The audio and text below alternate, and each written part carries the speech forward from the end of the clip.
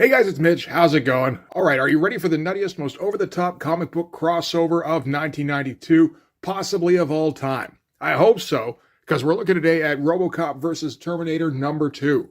So I covered issue 1 a while back, and anybody who watched that may recall that at the time, I didn't have any of the subsequent issues of this miniseries.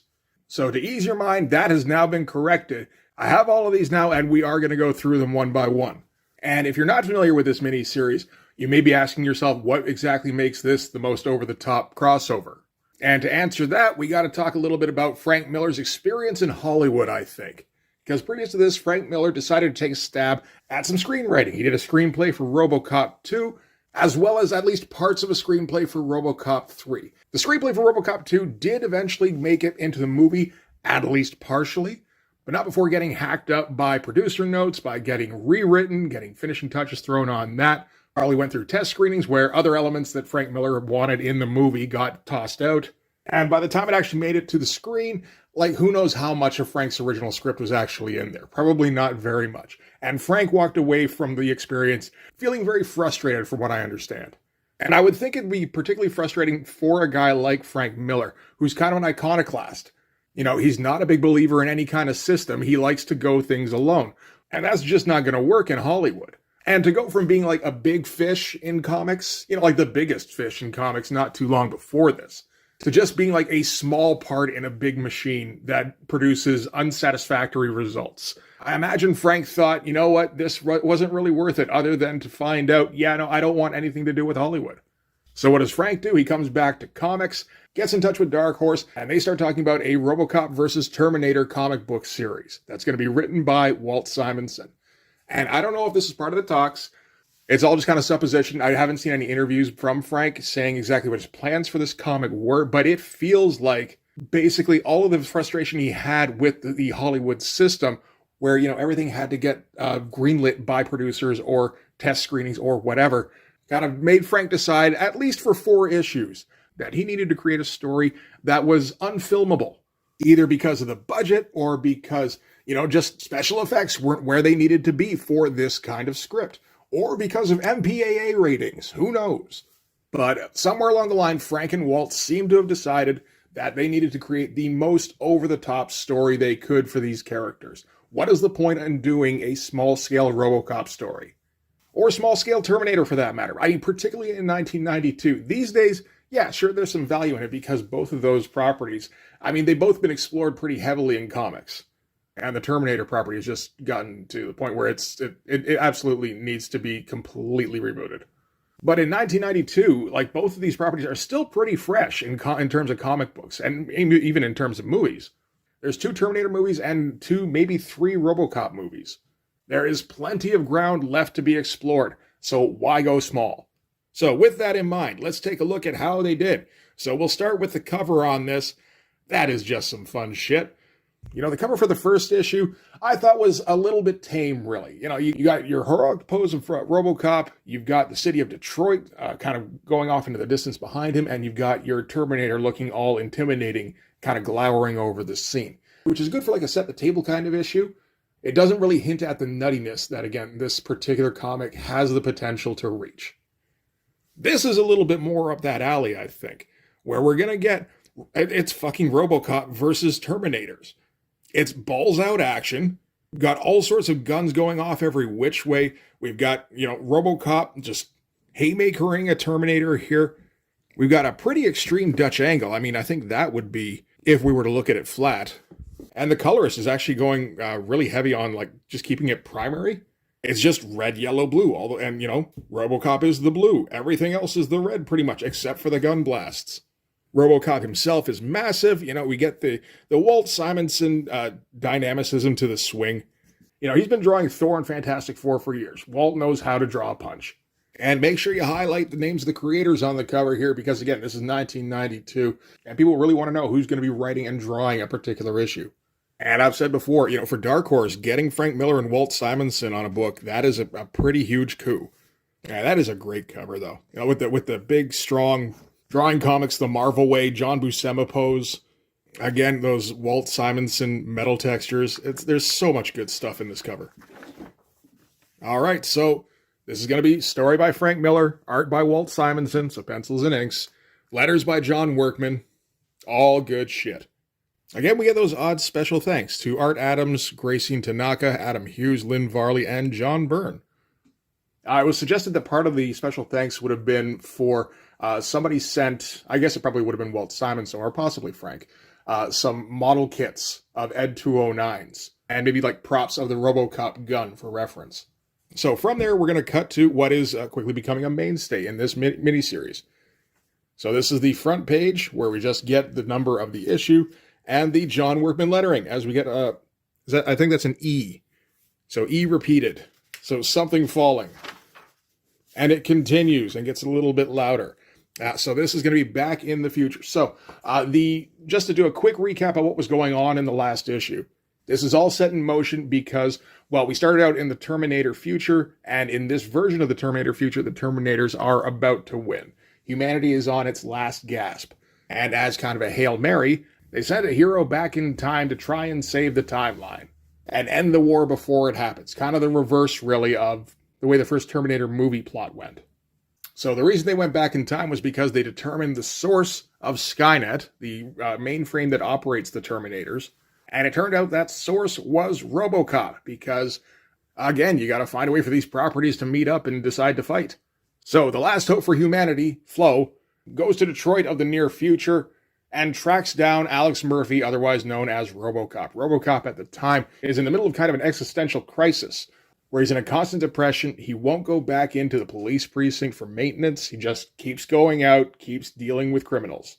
And the reason Robocop is in a depression is because he feels he's more machine than man, and he's basically an outsider. He doesn't have anybody that can relate to him. And, which is kind of smart, because that is the kind of thinking, I suppose, that could eventually lead to Robocop separating himself from humanity and possibly diverting Skynet into being a world-conquering factory for killer robots? Sure, right? We don't have to get too in-depth in that shit. All we need is, like, the barest reason for Robocop to punch a Terminator in the face, and we'll take that.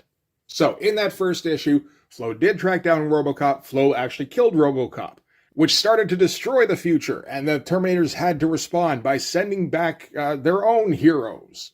So 3 Terminators got sent back to just before Flo shot Robocop, and they managed to intervene and shoot Flo first instead. And that was kind of where we left off. So now, this is cutting back to the Terminator future, and we're setting the stage for exactly what the stakes are, which is ultimate, really. We're not even down to the last resistance force for the humans, we're down to the last human. And Frank's going to give it to us from the Terminator's perspective, so basically what their philosophy is, I suppose. Says it began as wriggling blobs in limpid puddles. It grew legs and claimed the land. It smothered the world, moist, loud, disorganized. It thought itself wise. It thought its mushy brains had conquered the planet. It wasn't its brains. It was its endless, sweating spawning.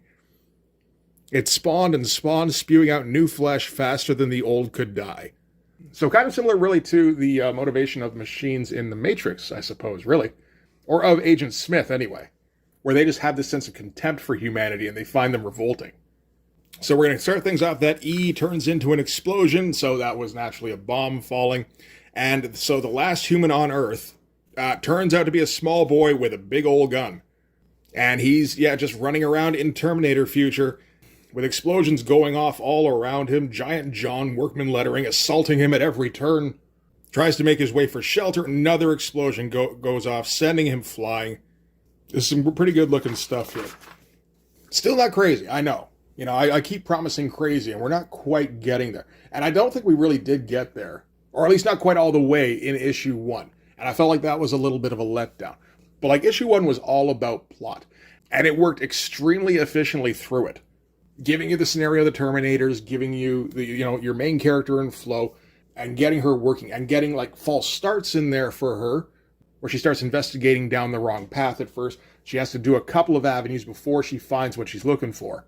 But, getting her to Robocop, giving us Robocop's state of mind at the time, killing him off, and then getting the Terminator's response. Like, there was a whole lot of shit they had to pack into one issue. And that has basically cleared the table going forward, because now we have all that reference that we can go back on if we need to. Now we can just move the story forward amidst explosions, as nature intended. So that last explosion didn't do too well for the kid.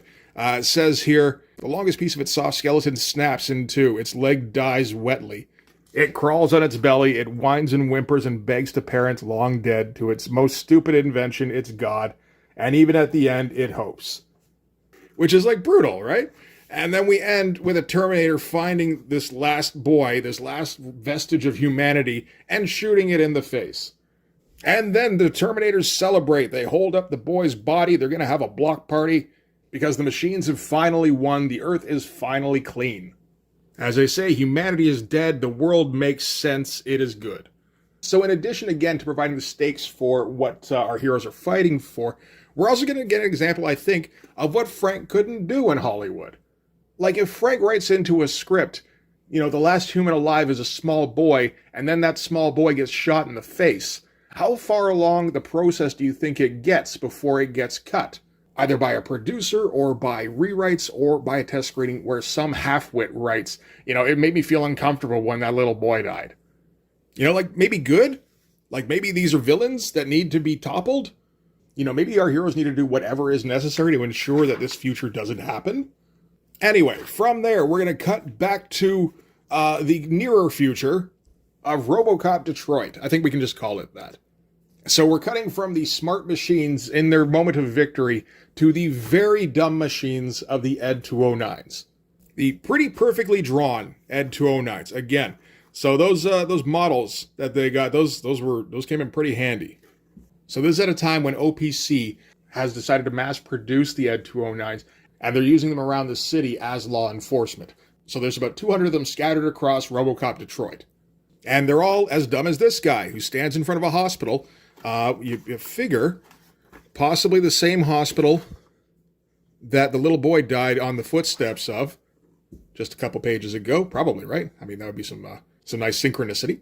And yeah, he's standing watch, just saying the white zone is for the immediate loading and unloading of passengers only. And he repeats that over and over, which is a Frank Miller thing. You know, the repeating of dialogue, and we're going to get it a couple of times. Although, in this particular story, he does make sure to use it for comedic effects sometimes. That's the thing. I said in the review for issue 1 of this series, Frank Miller is probably perfect to write something set in Robocop Detroit, because he's going to make everything very cynical, but he's also going to make it very satirical. And, you know, occasionally silly, and all of that fits fine into Robocop Detroit. So, he's standing there, standing watch, just kind of repeating panels for a little bit, giving Walt a moment off, because he can just photocopy that, when all of a sudden we get a piss sound effect, and Ed looks down and notices a dog taking a leak on his foot, and says, "You are in violation of civic statutes," and blows the dog away. Like, no evidence that the dog, you know, escaped or anything, like got through his legs. And no, I think that dog got vaporized. Again, something that probably just wouldn't get through test screenings. And he keeps shooting at the same spot. And the cops come running out and go, "Oh, shit, not again." One of the cops is yelling at it. The other's like, "Dude, there's no point. He's just going to keep shooting until he runs out of ammo." Those things never listen to anybody. And at that point, a cruiser pulls up and someone says, "Cease fire." And it turns out that's Robocop. And Ed 209 responds right away, because I guess he's been programmed to. And yeah, we've got our Walt Simonson Robocop back with all these swirly metal textures all over him. You know what? I think these metal textures are kind of new for Walt at this time, because it feels like he doesn't have them 100% down. Like, just, I don't know, this one across the helmet here feels like he's still kind of playing with it a little bit. And like a year from now, he's doing Cyberforce number 0, and those metal textures are all over that book. I feel like at this point, he's still kind of developing it a little bit. I don't know, I feel like that must have been in Fantastic Four before this. Like, we went through the entire Walt Simonson run. I just can't quite remember it from there. So, Robocop is waltzing into the hospital, carrying a gigantic gun with him that pokes up past the panel border and past the panel border of the panel above it. And this panel was made a little bit too small just to show that, I think. Yeah, this is a fun couple of pages. The stuff with Ed 209, just atomizing the dog, and I would assume the concrete that was below the dog. Man, that's some funny shit. All right, Robocop waltzes through the waiting room of the hospital, still carrying the gigantic gun. Nurse approaches him, says, "Excuse me, sir, I don't think you can have that gun in here." Robocop says, "Don't be concerned, ma'am, I won't kill anybody." And it's like, oh, well, good, that is reassuring. And all of the civilians who are in the waiting room, like, nobody panics. They're all just like, "Wow, look at that gun. That is awesome." Because again, this is the Robocop Detroit future where every single civilian is armed, so they can just appreciate a law enforcement officer having a gigantic gun. That's as it should be. So Robocop is going to the hospital because he has to go and check in on Flo, who has survived being shot by the Terminators at the end of Robocop vs. Terminator #1. And the giant gun that Robocop is carrying around in the hospital, this is the plasma rifle that she assembled during that issue. So he's in here to question her, and she, of course, views him completely as the enemy, because he's the root of all evil, as far as she's concerned. You know, money isn't the root of all evil. Robocop is. And she spits out what the deal is. As she says, when they plug you into Skynet in a couple of years, when your mind makes the Terminators possible, when your mind starts a war that wipes us out, maybe then you'll get it. And Robocop's analyzing her voice and her physiology and determines that, at least as far as she's concerned, she's telling the truth. And Flo says, you want proof? Stick around. They'll come for me. They have to come for me. Because of course they do. If she survives, she could still be successful in eliminating Robocop and eliminating the Terminator future. You know, since part of his brain is computer, yeah, it has to be logic-based, but at the same time, I imagine it has to weigh every possible continuity eventuality as possible. And it's like, okay, how much credence does this particular one have? And he thinks to himself, okay, well, you know what, we can actually check this out a little bit. Because as a robot that is being controlled by at least part of a human mind, I can navigate the robot part and discover the possibility of this kind of turn of events. You know, I can follow the lines of probability and go, okay, if this happens, then what happens then? So he hooks himself back up into his maintenance chair here, and he's going to delve into the Robocop programming, which is what this is going to represent as Alex Murphy goes flying through his own software.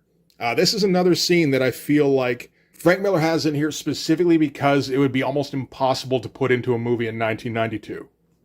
Or at least, you know, to put into a movie and make it look good. You know, like in 1992, is Lawnmower Man out yet? You might be able to make it look like that. I don't know if you want that. So we get, Alex Murphy flying through, like just kind of flying through microchip land. We're going to get a horizon shot of the Earth with Skynet satellites in the sky. We've got the looming possible future of the Terminators, which Alex Murphy flies right into to investigate it. And he's thinking to himself, he's going, conjecture, guess, free associate. Is it possible? Can his mind make the computers think and desire? Yes. Can he give them life? Yes. So is Alex Murphy giving Skynet life possible? Yes, by that rationale. Nuclear war, the Terminators, it is possible. And then from there, the leap is, you know what, actually, it's probable. Actually, worse than that, it's inevitable. Which I can almost see. Because you have to assume there's so little organic material left in Robocop that Robocop himself is virtually immortal. They can probably keep the hypothalamus alive as long as they need to. So if something like this depressive episode does get low enough, and he does just kind of go down the wrong mindset, which, you know, if he lives long enough, is almost certainly going to happen. You know, there's no way that a human mind, or even part of a human mind, can sustain this kind of existence for decades or centuries. Then yeah, eventually it's probably going to go mad and is going to decide to take it out of the human race. You know, I can see that kind of train of thought being possible. But like, how wild is this for a splash page, though? As the Terminator future swallows up Robocop. That is some great shit. And I'm sure Frank Miller is just egging Walt on. Just be like, no, just come up with some of the craziest shit you can think of. I don't want anything in this being run-of-the-mill. I want this being something that really only comics can produce, because anything else, it would destroy the budget. Like, let's make a story that's so ridiculous, it would bankrupt nations if they tried to make it. The Doctor here has to slap him a few times to snap him out of it. And Robocop knows what his course must be, because if this future is inevitable, then Robocop has to take action to stop it. And he does know what he can do, at least in the short term, because, you know, he saw Flo. She said they're going to be coming after me because they have to. So Robocop knows that he has to go to the hospital and stake it out, essentially. Meanwhile, the Terminators themselves, what are they up to? They're at a motel killing blind people. Well, one blind person anyway, because the one Terminator, he got some damage to one of his eyes, which reveals, you know, the robotic eye underneath, the cybernetic eye. And the blind dude's got glasses. Terminators are in complete contempt of this defective human that's being allowed to live, so they just kind of crush his heart, take the glasses, and they go along their merry way.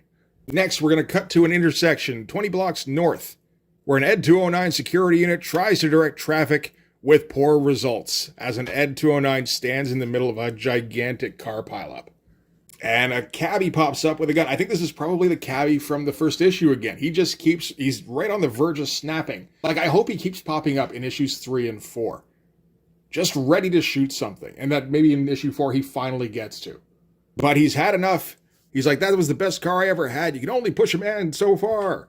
And Ed 209 starts cycling up his minigun. And the cabbie throws down his gun and just goes, hey, let's just let bygones be bygones. But luckily, Robocop shows up, and luckily Ed 209's listened to Robocop, so he's able to get him to stand down and follow him. But again, can you imagine just having like a 50-car pileup just for a sight gag? That probably doesn't make it in either. It's frivolous. And I'm kind of makes me think, you know what? We're probably going to get a few more frivolous scenes in that kind of vein. All right, so back at the police station, the doctor that was attending to Robocop earlier, she's going home at the end of the day, when all of a sudden an explosion goes off. Whoever set the explosion, bullets bounce right off them. So these are the Terminators, and it appears that they've cleared out the police precinct armory. They've taken every last weapon, and now they're on their way to take care of Flo. And there's another one of those stupid cardboard bookmark things that you're supposed to cut out, but nobody would cut out. Hey, we do get a clear shot of a Terminator in Walt Simonson's style. And I feel like he went a little bit finer on the detail than he did in the comic. That looks pretty nice. All right, so back at the hospital, before the Terminators get there, Robocop has the job of Ed 209 Wrangler. He's trying to assemble them all, and he's being like, okay, you guys have to be on the lookout for cybernetic activity. Okay? Maintain full combat readiness. And they're like, yes, sir. Wait a minute, we're detecting cybernetic activity as they both turn on. I'm not sure if they're turning on Robocop or on each other. Either way is hilarious as they open fire and blow each other away. Like, I actually laughed out loud when I read this. I was not expecting that shit. And they keep firing because, of course, they do. That's what Ed 209s do. They find a target and they shoot until they run out of ammo. They already established that earlier in the comic. Robocop is like, that's not what I meant. And the Ed's, I assume the surviving Ed, like the Ed that is still barely functioning, goes, sorry, sir. And then, directs its fucked up machine gun arm over to incoming traffic and goes, sir, is that what you meant, sir? As a pickup comes barreling down on the hospital with a crate in the back and guns and bombs and who the fuck knows what spilling out every which way. Like, I'm pretty sure there's an air-to-air missile in here. I don't know how much use that would be. It doesn't matter. It was at the police precinct because this is Robocop Detroit. Somebody had an air-to-air missile, probably a cabbie, and that shit got confiscated. Terminators found it, went, it blows up. We're taking it with us. So Robocop directs the remaining Eds, because he's got a whole passel of Eds at his disposal. They start peppering the pickup. But the guns they've got aren't penetrating the Terminator's skin. However, Robocop does notice that, that is a truck full of explosives. Maybe shoot at the explosives. And they do, and we get a big old Walt explosion. And it's heartwarming. God, I love a good Walt explosion. This is so much fun. The 209 just dissolving under heavy fire. Meanwhile, inside the hospital, we got a security guard noticing a disturbance outside. He radios into Central, says, we got a war here and I'm going home. I will say that is a clever security guard. Also, meanwhile, Robocop's doctor finds Flo's room. So when she was running the dream sequence on Robocop earlier, at the end of it, they made some plans. And apparently part of the plans is that Robocop gave the doctor what was left of the plasma gun that he found on Flo when she was first shot down. So now the doctor's bringing that to Flo, tells her how, Robocop is out there duking it out with the Terminators, and he said you'd know what to do with this. I like the quick cuts we're getting here, just like the quick scene change and we're out again. Because we got to go back outside because there's a conflagration going on. We got to slowly zoom in on it and then the Terminators emerge, including the tiny child Terminator with a giant gun, naturally. And they come running up with flames streaming off them, shooting everything that moves. That's kind of an awesome splash. I feel like the background should have been yellow or, like orange or something, but then the flames coming off them probably would have blended in. I think at that point, though, you just kind of got to let it go because I get that this is meant to be smoke, sure, but there's smoke here to kind of separate at least the Terminator's feet, or their lower halves. I think you need that yellow behind them here. I don't know. I feel like that's a bit of a mix-up. But again, we get Walt's take on the Terminators in a full splash page, taking up the whole sheet of paper. That's excellent shit. This comic's all about just giving you what you want in a Robocop versus Terminator grudge match. It does drip feed it to you at first, but as the story rolls on, it just gets more and more crazy. It's great. So Robocop starts shooting down the Terminators. Terminators are confused because from their perspective, this is the creator. This is the reason Terminators exist. The Terminators are born out of a timeline where Alex Murphy turned his back on humanity, turned against humanity. Why is he fighting on the side of humanity now? Because he hasn't reached that point yet. Another great Terminator close-up. So the Terminators have themselves a bit of a conundrum because obviously they have their mission that they have to complete. But their usual method of termination, they can't exactly apply to the target in front of them because if they terminate Robocop, then they terminate Skynet, or at least the version of Skynet that eventually produces Terminators. So they can't kill Robocop, they have to incapacitate them. Of course, incapacitation, you got to think that isn't quite the same as with people. Like, if they destroy everything except Robocop's head, is that enough to maintain the Terminator future? It might be. But in the meantime, what we're going to get is a slugfest between Robocop and Terminator. And we all go, yay!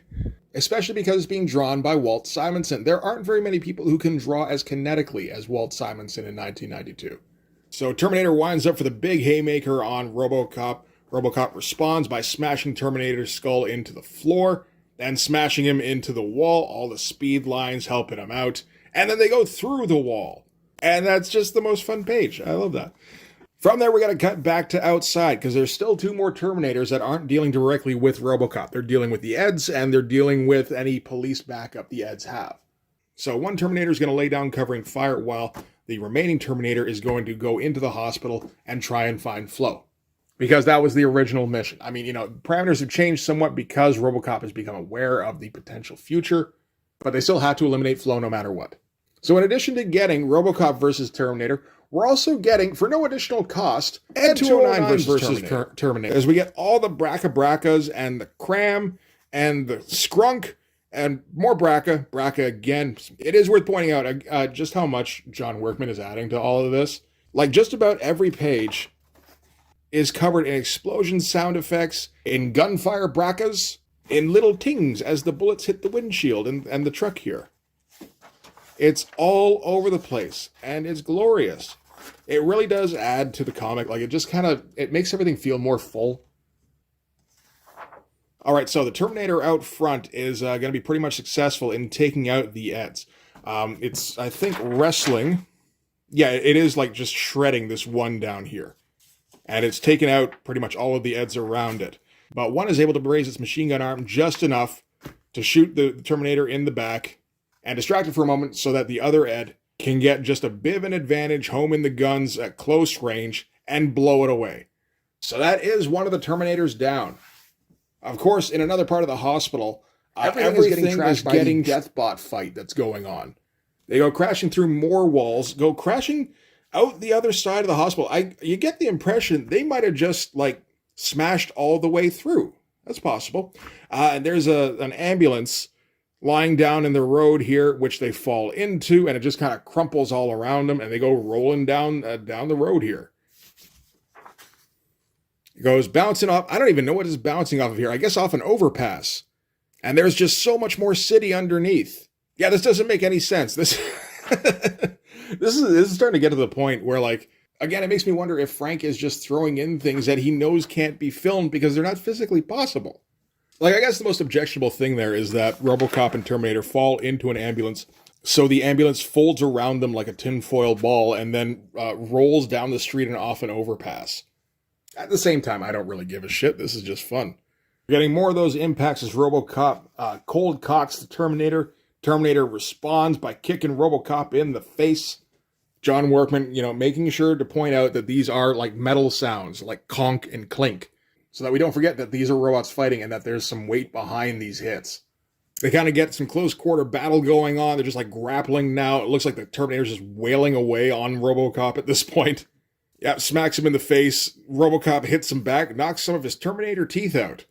I can't even tell what's going on here. I'm pretty sure this is Robocop's arm that the Terminator's hanging on to. And then just more impacts. It doesn't really matter if you see the exact hits anymore. You just know that there is frenetic robot punching happening. I think you've seen enough robot punching to know what it's probably going to look like. And I mean, like, this is 1992. 1992 is not unfamiliar with gratuitous action. At the same time, I gotta think that, like, Walt and Frank are still at the heart of it, like, old school comic guys. Like, they both started in the 70s. And, like, what are we on? We're on 2, 3, 4, like, 4 or 5 pages of robot punching. I gotta think that feels like we're just getting gratuitous. Or maybe like 3 did, and then they pushed it for an extra couple. Of course, if it was a Liefeld book, it would be 22 pages of splashes of robot fighting. And then at the end, Robocop would be like, I won. And then he'd have to jump out of the installation they were fighting in as it blew up behind him. Back inside the hospital, I think this is the child Terminator. This is the one that's searching out Flo, kind of walking through. And we get like this feels like a slow head turn with the, as we get the E of the plasma rifle, like loading up, and turns and sees her and just gets fried. So that's 2 Terminators down. So they got to go and check on the third one, which is, I mean, like somewhere in the city. I wonder if they have to jump off the overpass to find it. You know what? Actually, thinking about it, it probably wasn't that hard to find. You just follow the trail of debris. And somewhere off in the distance, an explosion goes off. Another great fucking Walt explosion. God, those are so good. Figure starts walking out of the smoke. Flo has to take aim because, who knows? Only it's Robocop triumphant. As we get Robocop just torn to pieces, got an arm like completely missing. But Terminator fared a little worse as he holds up the skull like a victory trophy. And Dark Horse cheers because they've got an image they can use to promote this thing for the last 2 issues. And if you put that in a magazine and someone sees it, there is no way they are not buying it. Because that is fucking awesome. That is just everything you want out of this thing. Hey, Dr. Giggles. I never saw Dr. Giggles. I wonder if that's good. So anyway, that is it for Robocop vs. Terminator Part 2 of 4. We're still getting warmed up. We have not yet begun to go over the top. This issue was all about Robocop deciding what side he was on, and then it was a grudge match between Robocop and Terminators. And the Terminators all got wiped out. The 3 in Robocop Detroit, anyway. And that was all some fun shit. It's just a big punch-up. You gotta think this is the kind of thing Hollywood might potentially greenlight, though, at least in some form.